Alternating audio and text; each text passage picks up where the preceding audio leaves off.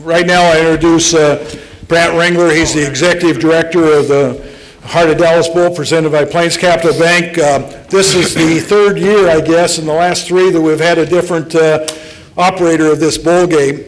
And ESPN took it over in September. Was that when everything started over? So without further ado, Brant, if you can kind of give us an update on the bowl. You can speak right from there.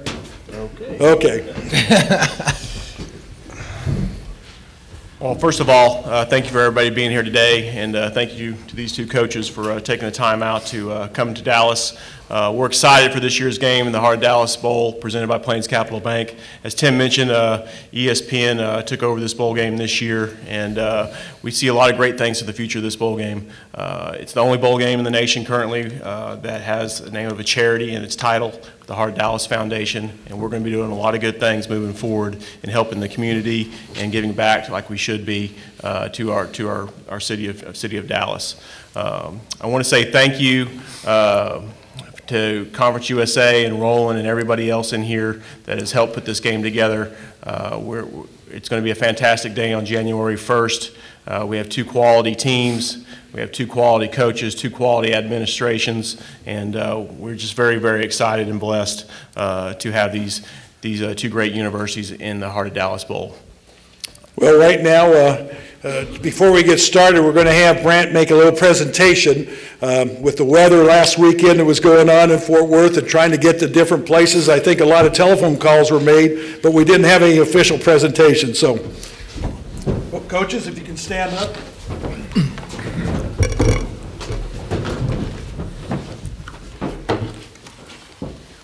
We made the formal invitation on the phone, so we'd like to give you the official invitation. Very good. In person. Thanks, Brent. Appreciate it. Very much. Wow, fantastic.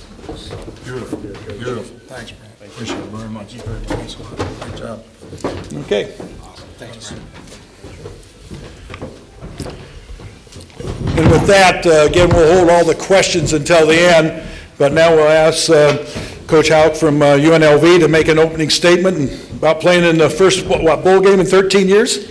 Yeah, it's our first game in many years, and we're obviously very excited to be in the Heart of Dallas Bowl and appreciative of the invitation from ESPN and Brant, and obviously from Plains Capital Bank for being the title sponsor. And it's just a very enthused group of people in Las Vegas, anxious to get down here on the 28th and experience Dallas.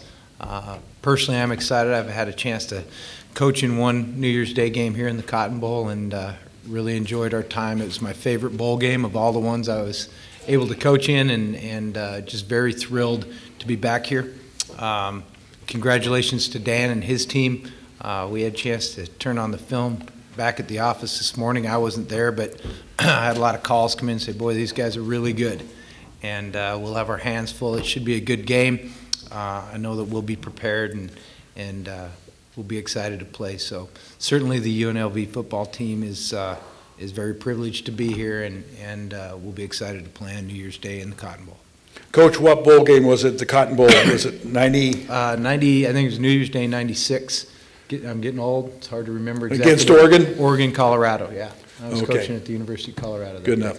Coach McCartney?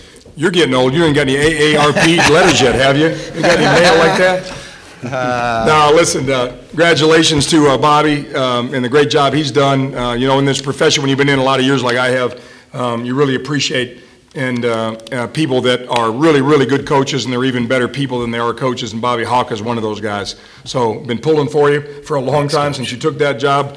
I'm not going to be pulling for you on January 1st, Bobby, but great job, man. Really proud of you. Congratulations, you and your football team, your administration, everybody. You've been through some struggles, as we have. You were 1 year longer at UNLV than I was at North Texas, but thanks to Brant, Tim, everybody, all the sponsors, all the people that are behind this thing. The older you get, the more you really appreciate opportunities like this. And when you get a chance to match up against a real hungry football team, a team that's been down in UNLV, a team that's been down in North Texas, that have defied the odds and done so many great things this year and made people feel real good about who they are and what they've done. it makes for a great bowl game, I think, on January 1, and I'm sure that was probably a lot of the motivation behind this thing, Brant, to invite us in. So, you know, I've been through this a lot of times and been part of it. This is my 21st bowl game. But when you have two programs, two fan bases, two coaching staffs, two head coaches, two coaching staffs, just all of us that are players that are so hungry and appreciative and excited about a bowl game, it really makes for one of the great matchups, I think, in the country. So we're honored to be here. This is an exciting place. For us, it was an easy trip, obviously. I will say this, at 5 o'clock this morning now, 5 a.m., this is a true story. Rick Villarreal did such a beautiful job of working with our administration, the people on campus, some tremendous donors, to get the ticket rates down a little bit so that our students could afford to come to a game. So they got it down to $25. 5 a.m. this morning, the line was 2 blocks long outside the ticket office for students trying to come buy tickets. So that's just great for the Heart of Dallas Bowl. It's great for both these programs. Obviously, we're going to do everything we can to get our students excited to come down and be with us. I know Bobby made that mention the other day on our teleconference that whoever's coming, their fans, our fans, let's just get a great crowd here in the Cotton Bowl. So unlike Bobby, I've never coached in this game. I've never been in this stadium, but I grew up watching black and white TV. Chris Schenkel, I think it was Lindsey Nelson, black and white TV, watching the Cotton Bowl. And I get a chance, like Bobby does, to come coach in this stadium. So we're honored, we're thrilled, excited to be here, and thanks to everyone for being here today. Brant, why don't you give us a little idea how this matchup came about, especially with the Big Ten scheduled to be the opponent for the Conference USA, if you can kind of give the folks an idea about the matchup. Sure. Obviously, we were originally scheduled with Conference USA versus the Big Ten matchup with Michigan State and Ohio State playing up into the BCS games. It allowed an opening here in Dallas. With our relationships with the various conferences we have across the nation, we were able to put Oregon State actually into the Hawaii Bowl, which meant Conference USA had another opening to go somewhere, another team to go somewhere. So we couldn't have a Conference USA team versus a Conference USA team in Dallas. So we said, okay, the Armed Forces Bowl over in Fort Worth, we'll move the Mountain West Conference team here and have a Conference USA team in the Fort Worth Bowl. So that's how the matchup came about. Okay, Bobby, just a question. The Mountain West had 7 teams qualify for bowls and had 6 slots. Was there any nervousness last week as they had the championship? Kind of give us some of your thoughts with that. Well, there's always nervousness when you don't have concrete decisions being made, but when we were presented with some of the scenarios where we might get into different games, whether it was an earlier game or possibly playing Navy in the Armed Forces Bowl or this New Year's Day game, when I heard that this would be a possibility, obviously this is our preference. We'd be excited about playing. New Year's Day is the biggest day in college football. It always has been. And for UNLV to be in a nearly 15-year bowl drought and to be able to come and play in a New Year's Day game is just a tremendous opportunity. So we're as thrilled as we can be to be playing the Heart of Dallas Bowl on New Year's Day to kick off the New Year's Day lineup.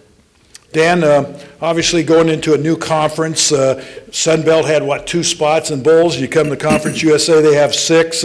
Kind of a different experience for you. Did it have any effect in your preparations for the whole season or any way down the line? Well, the expectations on the outside were so low, obviously. We didn't have one player picked preseason all-conference. And nobody was mad at anybody, but we were 4-8 a year ago. We had a couple close losses. We felt like we had a chance to have a little bit better season, but we didn't finish the deal, and we didn't. So because of the leadership of Lane Rollins, our president, Rick Villarreal, our athletic director, Britton Bronowski, the commissioner of our conference, everybody working together, we got this invitation to join Conference USA. So many, believe me, so many universities would have loved that opportunity that we got to come be a part of Conference USA. Great respect, tremendous reputation, a lot of tradition. Some teams in recent years really had a lot of national success and brought prestige and honor to Conference USA. So we got to step into that. And what I told Britton Bronowski when we got the invitation is I don't want you to ever regret it. I hope you will always be proud of the invitation that you made to us. And I think we made some strides and took some steps towards that. And then it culminates with this opportunity because, as Bobby and I both know, how many coaches in America would love to be sitting up here in front of this microphone in front of media today and have this opportunity to be part of this bowl game. The list is real, real long. So we got that opportunity, and we made the most of the chances that we had. We came close to playing for a Conference USA championship. The first year they invited us in, we weren't quite good enough. But we had a lot of really good games. Bobby was on a 4-game winning streak. We were on a 5-game winning streak. And when people have been down and a program's been down and a football team's been down for a number of years, and you rise up and kind of defy the odds and do things that people don't expect, you got to really take great satisfaction and gratification in that. And I can only imagine how Bobby and his team and their coaches and their fan base feel as we do. It makes for, I think, a great matchup, as I mentioned earlier, and just all of us proud to be here, excited to be here. We're not going to put you on the spot to name all 94 Texas kids you got on the roster, but Bobby, you got, what, 10 kids from Texas on your roster, and a couple of them made all-league, didn't they, all Mountain West? Yeah, we do. We've had a pretty decent recruiting presence in Texas, and have stolen a few guys away. We've got a couple kids from Dallas, numerous kids from Houston. The two real marquee players on our offense are our tailback, Tim Cornett, and then our wide receiver, Devontae Davis, who both went to North Shore High School in Houston, and they've had big years. Tim's the career rushing leader at UNLV and the touchdown leader, and Devontae is one of the top in the nation touchdown receptions this year. So they've had huge years for us. Kenneth Penny from Dallas is one of the top corners in terms of passes defended this year. So we've had some guys from Texas that have had a huge impact on our team. So, Dan, can you name all 94 from Texas? No, no. But talk about one of your kids, the punt returner. I think, Russ, wasn't he the special team player of the year? Yeah. And just kind of talk about some of your standouts. First of all, an Iowa graduate, so would you talk a little slower when you're up there, please, and asking these questions? It takes me a little while to figure all that out. Now, we got a lot of Texas kids, obviously. Tremendous group of young men, you know, and as Bobby did, well, I'm sure, when he went to UNLV, we took the job at North Texas, and we didn't turn our back on any of them. You're us. You're part of us. I could care less how you got here. When you have this tremendous year that we both had this year, they all got here different ways, and whether we recruited them or we inherited them or they were walk-ons or they were scholarship or they were in-state or they're out-of-state, they're all part of our football families and proud to be here. So we're trying to build a program that, you know, there's 12 Division I schools in the state of Texas, 12 in this state. And then as Bobby and everybody else in the country seems to do, they all get on planes and they can get to DFW or Houston pretty easily, come recruit this state. So the world recruits the state of Texas. What we've had to try and do is give our guys a reason to want to come to North Texas. Academic institution, phenomenal, 36,000 students, but football's been struggling for far too many years. And we have to give them a reason to want to come to North Texas and just take a look. Give us a chance to recruit you. And slowly but surely we've been able to do that. But Breland Chancellor was one of the young men, as you mentioned, that we inherited as he got here. Still been trying to find out who the cow and the calf was, because he and Brandon Bird, who rushed for over 1,000 yards this year, came out of Coppers Cove High School together, and they kid about it and laugh about it. I don't really know who was the one that was really recruited and who was just a tag-along, because I think it was probably one of those deals. But thank God we've had them both. Breland was a Special Teams Conference USA Player of the Year. He was in the top 10 in the country in punt returns, kick returns. You don't trick people doing that. You better know what you're doing. And if you can imagine 40, 50, 60, 70-yard head start on kickoffs, 30, 40, 50, 60-yard head start sometimes on punts, and they're trying to come down there and splatter you and break glass every time they come down to tackle you, and to do what he did. And he's one of the smallest guys. Whatever we list him as, Bobby, he's not that big. He's not. But he has this huge heart, and he has this amazing toughness. And I'm really, really overjoyed for him and his teammates that finally they had something that was positive, because they've been knocked down, they've been laughed at, they've been beaten down, no positive things in all their careers, and all of a sudden they can hold their heads high, and especially Breland, because we had no chance to have 8 victories and have a chance to be in this great bowl game without Breland Chancellor. Good enough. Well, right now we'll open it up for questions from the floor. I think we have a mic. Bo Carter, if you have that, just state your name and your question. So any questions? Right here, Bo. John Henry with Star Telegram. A question for both coaches. Starting with you, Coach McCartney. You talked about defying the odds this year with your season, and all year long you've had a great senior class. But do you believe the pieces are in place to maintain this level of competitiveness and even to exceed it? Yeah, I do, John, and you know, it's about how you build it and the foundation that's in place, and you don't take any shortcuts, and you don't break rules. You do it the right way. I was just so blessed. Are you kidding me? I got to spend almost a decade with Hayden Fry. I got to spend 5 years with Barry Alvarez. Then I got the opportunity to lead the Iowa State program, and then we had 9 wins at South Florida the year that I was there. And then here's another Hall of Famer, future Hall of Famer in Urban Meyer that I got to spend time with. So you pull from all of them. You learn from all of them. You're a sponge. You really do learn from all of them. But when you reconstruct the Iowa program that had been down 20-some years with Hayden, the Wisconsin program hadn't been to the Rose Bowl since '62 and never won one. We won our first one after going from 1-10 to 10-1, and then the Iowa State program was winless. Well, you start from scratch and you learn how to build them right.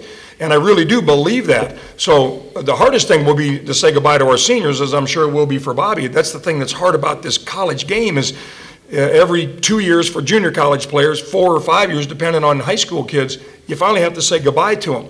And how hard will that be at the end of their careers? But it goes. It's part of the transition in college.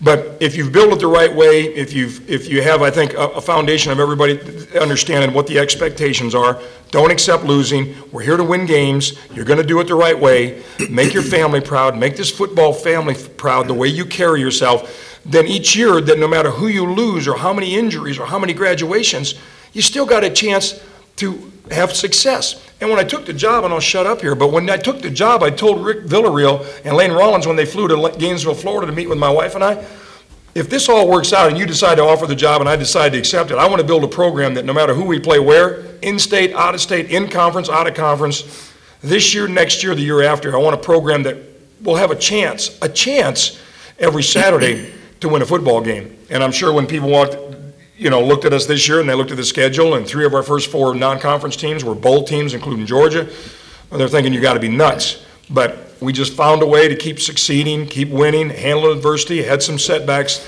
But to answer your question, I don't think there's any question. I believe in the bottom of my heart that we can keep this thing going now where every year you want a chance. Are you kidding me? Now these guys, all my underclassmen, get a chance to be a part of this, which they've never experienced. And then remember how we got here and reflect back to that and understand we got to start doing that as soon as the game's played, as soon as the game was over January 1st. Okay. Another question for Bobby? I'd echo kind of what Dan said almost verbatim. You know, we have laid the foundation. We think we have a good team coming back. We do love our seniors, and they'll be a big part of this game. But we achieved a lot of milestones this year in terms of different things that had not gone on at UNLV much. I mean, 3 winning seasons in about 30 years, and winning 5 conference games for us had never been done in the Mountain West Conference. So just some things that we did. Even we won a game below freezing for the first time since 1979. I mean, there's a lot of things went on. So we like what's going on. We've achieved some things, and we think we've done this right. And the 2 programs mirror each other a whole bunch. I mean, everything from, as Coach mentioned, playing Georgia, playing those non-conference games that are really difficult. I mean, when these kids were on our team were freshmen and sophomores, we played the 2nd, 3rd, 5th, 11th, and 15th ranked teams in the country, and we certainly were not ready for that. But we're better for it, and I think we're hardened. I think we are competitive, play for each other, also as Coach mentioned, and when we go out to play, we have a confidence that we can match up with most of the teams that are on the other side. Okay. Any other questions? But here. Excuse me. Oh, sorry. There's bowl season, but then there's New Year's Day, and at 11 o'clock Central Time, noon Eastern Time, you're one of only 2 games. What does that mean for both coaches to your programs to have such a center stage like that and a national television audience capable of looking in? Go ahead, Bobby. Well, I'm kind of believing the tradition of college football, and as I mentioned when we opened here, I think New Year's Day is the big day in college football, and so for us to have the opportunity to play on New Year's Day is huge. I mean, when this was mentioned as a possibility, I was cheering hard for the Heart of Dallas Bowl and be able to kick off the bowl lineup on New Year's Day. Yeah, and this will be our 11th televised game this year, George, which is uncharted waters for North Texas, 11th. That means they get opportunities to watch our team, see our style, see our system, see the way we coach, see the way we play the game, see our fans, see what we're associated with, and you try and get some kind of identity, and that's what we've been trying to do. Every team has an identity, every program has one, and what is ours? Well, they'll get a chance to see Bobby's team, our team, see how they play. Are they tough? Are they tenacious? Are they wide open? Are they tough? Are they hard-nosed? Are they blue-collar? Is it old school? Is it new school? What is it? But when you get a chance to do that, as I said earlier, on January 1, the New Year's Day, there's just so much, there's some magic about it. There really is. And there's 35 bowl games now that we have in America, which is fantastic. There's no such thing as a bad bowl game, but there's something real special about a January 1 bowl game.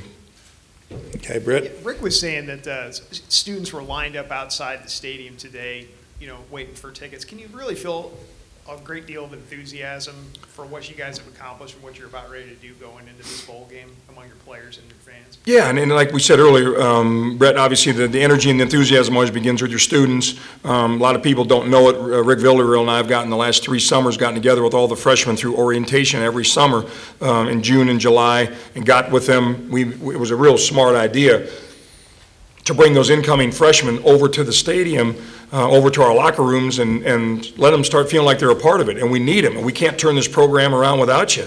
And the tradition when I got there, honestly, was 36,000 students enrollment. Many of them came to the tailgates. Very few of them came to the football game. That's the way it was. That's a fact, and you know what I'm talking about. And what we've tried to do is get a whole bunch of those students not only to come to the tailgate, which is always fun, and it's part of the color and the glamour and the excitement of college football, but come in the stadium and cheer for us and help us win games. So we've gone from 1-16 at home when I took the job. Before I got there, we're 12-5 since we got the job at Apogee Stadium. I don't think those students didn't help us.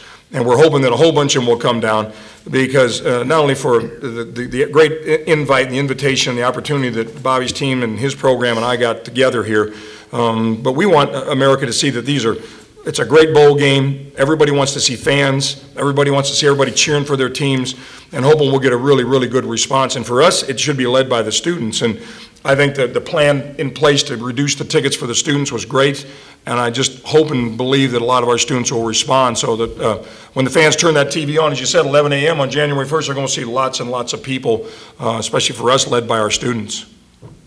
Okay, any other questions right here? Coach McCartney, this is now the 4th time that you've been a part of taking a team from the bottom of the barrel to a bowl game. And at midseason, we talked about that you saw a lot of those similar traits in this year's team and those other teams that you turned around.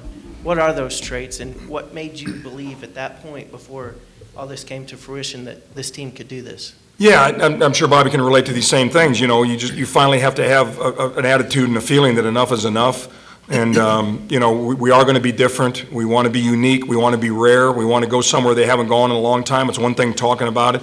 It's another thing acting on it every day. I think that the leadership of our senior class has been really, really special. It's easy to be forgotten when you have a losing season, no matter about relationships and getting your degree, which is the most important thing. But how about winning games? Teams that I've been a part of that have lost through the years, they're pretty easily forgotten. And that's not against anybody and against any coaches or players or the school or the tradition. Teams that are losing teams at the end of the year, frankly, are easily forgotten. Ones that are remembered are the ones that win. And I got a lot of former players that are going to want to come down here and be a part of this bowl game. And you know what most of them all were a part of? Winning seasons and winning teams and bowl teams. Because you always have that special relationship and experience that you cherish the rest of your life. And I think that's what we've done, and I think that's what this senior class believed in. But you got to get everybody else to buy into that. So it's a lot easier said than done, but when they do it and they achieve it and they realize it and they understand it, the rewards are immeasurable. It's just really amazing. Like right now, we were going to try and get a couple practices last week. We couldn't because we got iced out. I don't know that I've ever heard from so many players asking about when we roll and when we practice and we want to get on the field. That's a good attitude to have, and from a head coaching standpoint, you enjoy that because these kids want to get to work because they know they got a really, really good football team in UNLV that's going to be our opponent on January 1st. Okay, any other questions? If not, we'll have the 2 coaches and Brent up here get us some photos. So if you want to get a photo with the helmets, and do we have the football with us still? Or did it go upstairs? But right. Gentlemen, if you can just stand up and we'll get pictures up here with them and maybe some with the plaques. And let me have those water and put it back here. Yeah.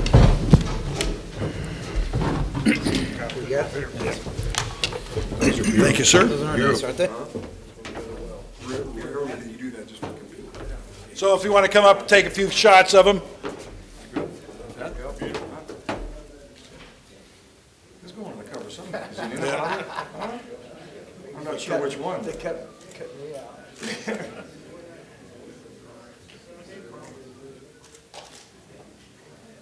Okay, let's grab one, put the plaques down, grab the helmets, and Brant, you keep the football there. Want to hold that one? I'll hold this one.